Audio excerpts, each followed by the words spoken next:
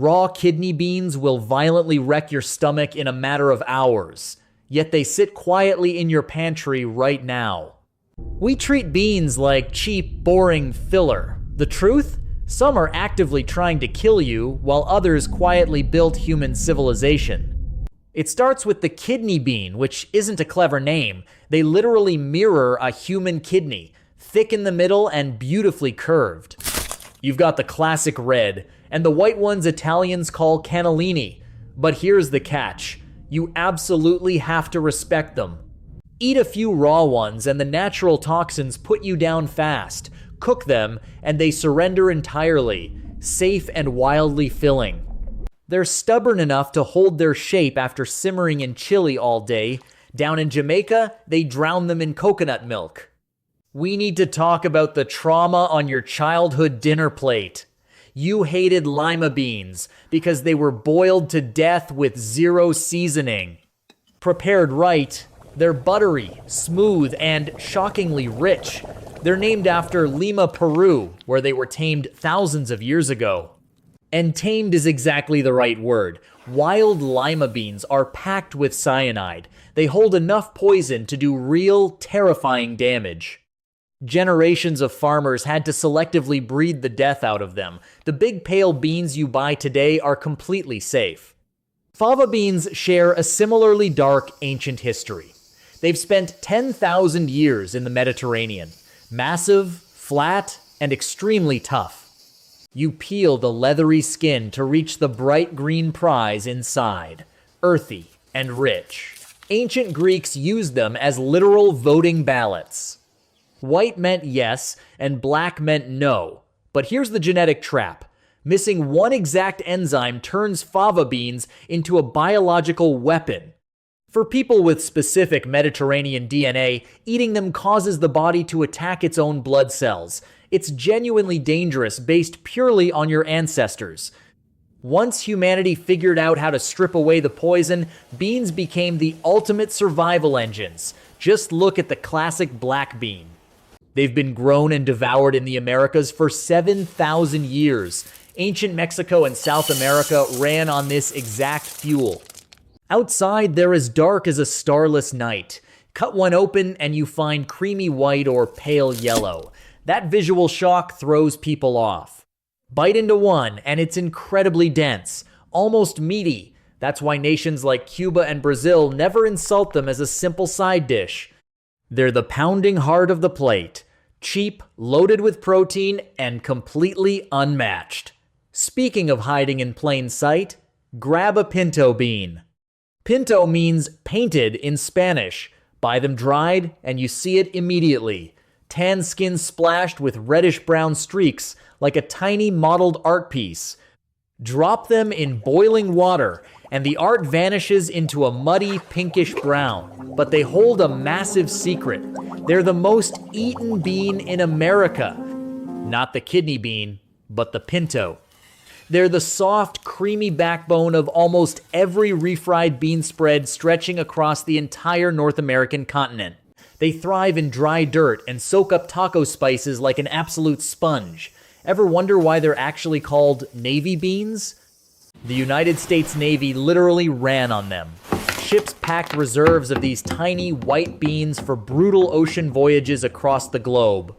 They taste mild and don't fight the other ingredients. Instead, they become the dark, slow-cooked soul of baked beans smothered in sweet molasses. The Brits crack open cans of them to pour over breakfast toast, throw them in a soup, and they naturally thicken the broth with zero effort.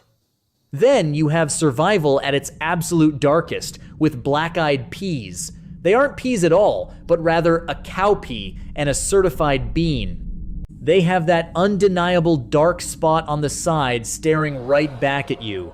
Originating in West Africa, they survived the horrors of the slave trade. They quickly became the bedrock of American Southern cooking. Eating a bowl of Hoppin' John on New Year's Day is a dead serious tradition for luck. During the Civil War, Union soldiers marched past fields of them, assuming they were animal feed. That critical mistake allowed Southern families to survive the winter. Let's finish the builders in Italy with cannellini beans. They're big, smooth, and tough enough to hold together when smaller beans turn to complete mush. Tuscans love them so fiercely they've been called bean eaters for centuries. They're the creamy anchor of thick Italian pasta soups.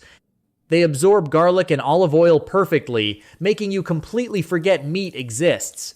Good olive oil, salt, and fresh herbs are all you really need. The skin snaps, and the inside melts. But beans aren't just survival food. Some of them are absolute shapeshifters that will trick your senses entirely. Humans have farmed chickpeas in the Middle East for 12,000 years. They hold a perfect nutty flavor that flips effortlessly between sweet and savory. You know them as the true soul of hummus, but in India, they grind them into flour for breads and sweets. Then the baking world lost its mind. Someone realized the cloudy liquid left inside a chickpea can whips up exactly like egg whites. It rewrote the rulebook for vegan baking overnight. Lentils don't even play by the normal rules. They're tiny, flat, and uniquely shaped. The curved piece of glass we use in cameras was named after them. Unlike everything else in your pantry, they demand 0 overnight soaking. They go from dry to fully edible in under 30 minutes flat.